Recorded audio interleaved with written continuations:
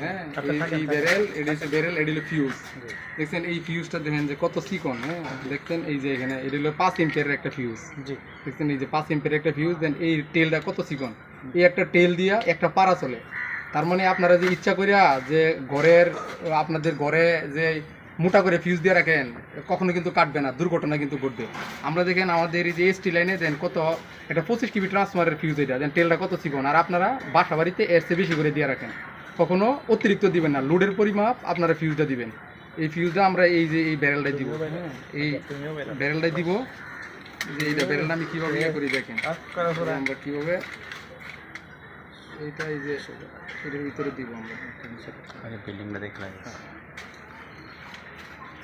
এরপরে এই মুখটা আটকে দিব। এই এই যে একটা কাগজ দেওয়া হয় কি জন্যে, এটা যখন শর্ট সার্কিটে পুড়ে যাবে যাতে বিকট শব্দ না হয়, সেই কারণে এটা দিয়ে ডেকে দেওয়া হয়। এই যে এই টেলটা যখন কেটে যায়, বিভিন্ন ফল্টের কারণে যখন টেলটা কেটে যায়, তখন কিন্তু এই যে এখান থেকে কেটে যায়, কেটে যাওয়ার কারণে যদি বিকট শব্দ না হয়, মানুষ যাতে ভয় না পায়, এই কারণে এইটা এই কাগজ দিয়ে মুড়িয়ে দেওয়া হয় যাতে বিকট শব্দ না হয়, মানুষের ভয় না পায়।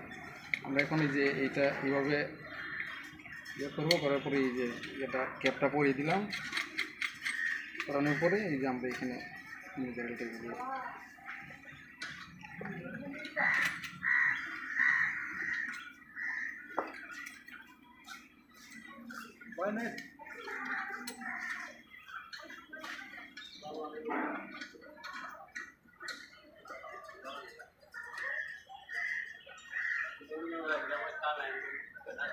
এইটুকু একটা ফিউজ দিয়ে পুরো একটা এলাকা চলবে। আর আপনারা ঘরের ভিতরে মোটা মোটা ফিউজ দিয়ে রাখেন, কখনো ঘরের ভিতরে এম্পিয়ারের বেশি ফিউজ দিবেন না, মোটা ফিউজ দিবেন